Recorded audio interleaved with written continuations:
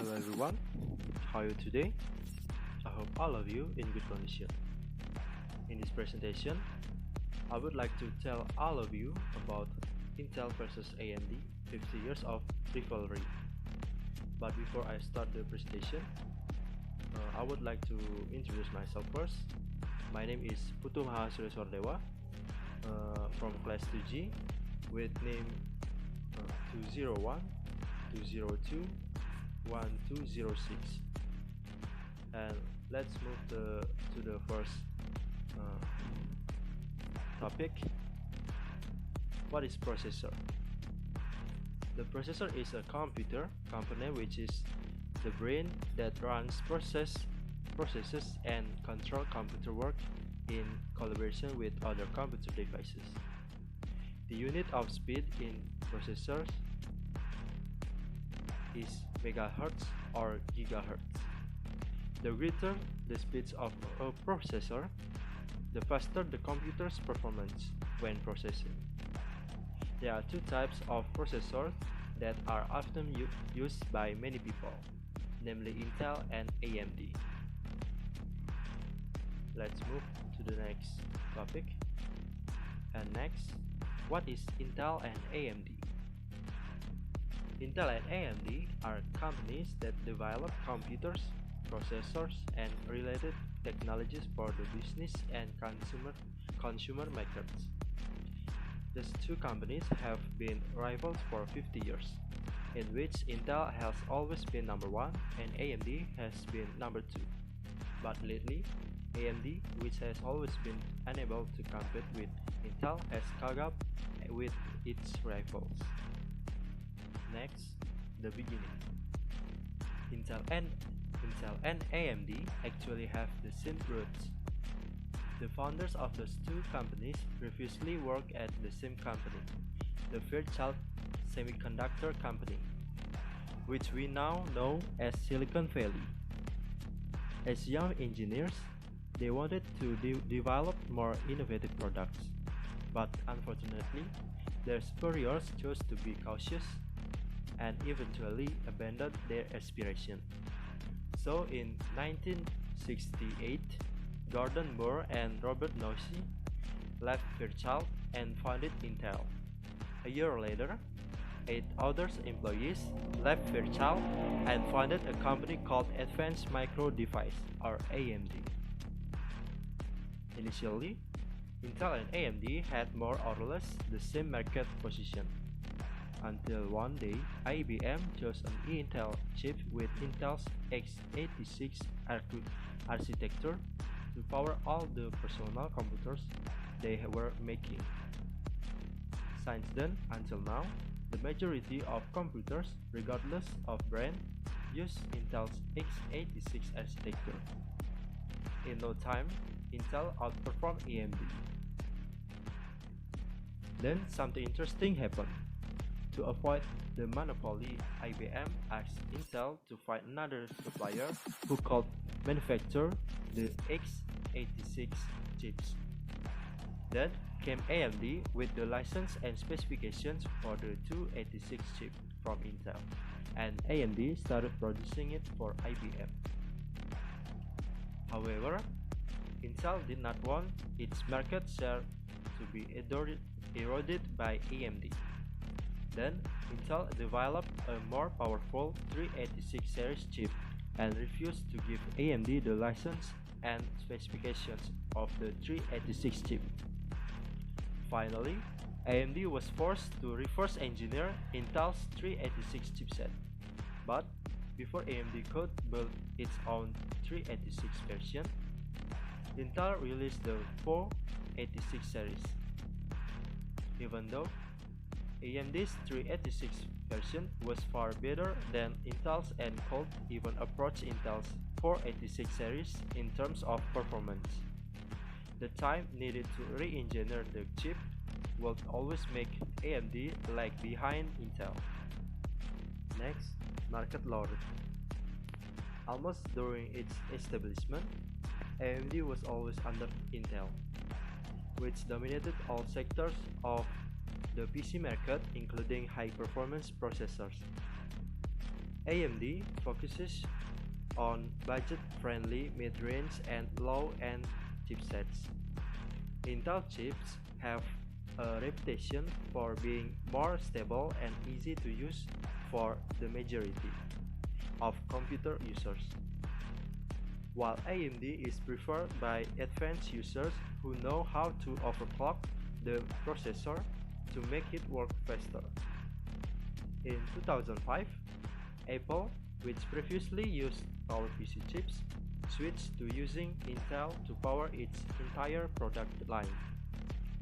This further confirms Intel as the unrivaled leader of the microprocessor market. In addition, Intel is also superior to AMD in terms of marketing. Intel rebranded x86 to Pentium, a more familiar name so that it could reach a wider general public. For years, it seemed like AMD was destined to play second only to Intel in the microprocessor market share.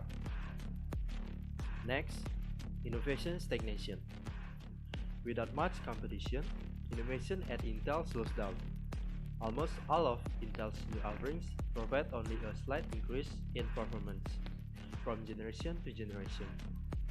Intel finally caught up in the bureaucracy. Intel's best engineers began to leave the company. Intel is led by those who do not have a technology vision. Their focus is to make profits as quickly as possible. So, when Apple came to ask Intel to design and manufacture chips for the iPhone, they refused. The reason is simple. According to calculations, the offer is not profitable enough for Intel, a decision that was ultimately regretted by Intel's CAO at the time. In order to stay ahead of the market in the midst of a slowdown in innovation, in addition to carrying out an extraordinary series of advertising, Intel has adopted anti-competitive practices. In addition to violating the cooperation contract with AMD, Intel intentionally provided false information to hinder AMD's development. Intel also bribed companies such as NEC, Toshiba, Fujitsu, Sony, Dell, HP, and Lenovo not to use AMD chips in their products. In 2009, it was revealed that Intel paid Dell up to $6 billion. Besides that, in 2010, Intel was also caught falsifying benchmark data using a custom code that makes Intel processors seems to perform better than AMD. Next, crushing blow. In the same year that AMD released its Ryzen processors, Apple, whose computer products rely on Intel processors, complained that the processors made by Intel were unable to keep up with the capabilities that Apple expected. But Intel does not look serious in dealing with Apple's complaints. Finally, in 2018, after 15 years of partnership, Apple announced that it would be leaving Intel. Apple decided to design their own chip called Apple Silicon based on the ARM architecture and outsourced the manufacturing to the Taiwan Semiconductor Manufacturing Company, or TSMC. Apple released the first Apple Silicon named M1 in 2020. All benchmark reports show this ARM-based M1 chip is faster than Intel chips, generates less heat and uses less power. The ability of this M1 chip, which is the lowest grade of Apple Silicon, can even outperform the latest 11th generation Intel processors. This is clearly a crushing blow that further shakes Intel from the top position. And the last is ultimate blow. The next hit came from Nvidia. Seeing the superiority of the ARM architecture used by Apple, the company that produced the graphic processing unit announced that it will shift most of its products to use the ARM architecture. Samsung, Qualcomm, and Microsoft are also rumored to be producing their own chips and launching ARM-based laptops. The world seems to be moving towards the ARM. Why is this the ultimate blow to Intel? Because all Intel chips are designed using their own x86 architecture. If many computers switch to using ARM-based chips, Intel will be irrelevant and Intel will have a hard time selling their products because they are not compatible. AMD is currently working hard to design an ARM-based chip that is predicted to be a strong rival to Apple Silicon. While Intel has no plans to adopt ARM in its products, at least not in the near future.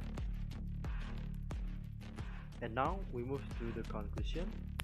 Laziness to innovate eventually destroys the Intel company little by little, which consequently makes the company's image worse.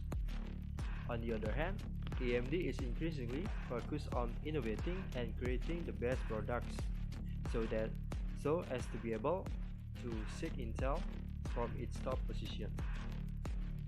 And the moral message is, do not be lazy person, because laziness will only hinder all your development. Like Intel that is lazy to innovate, so that it becomes a poison for them. Be like AMD, which never stop to innovate, although always under Intel, AMD never give up on doing their best, so that in the end, they were able to bring down their rival. And I hope that all the younger generation will be like AMD, who is always active in innovating and always doing the best. And that's all about my presentation. If there is a mistake for me, please forgive. Thank you for all your attention. See you.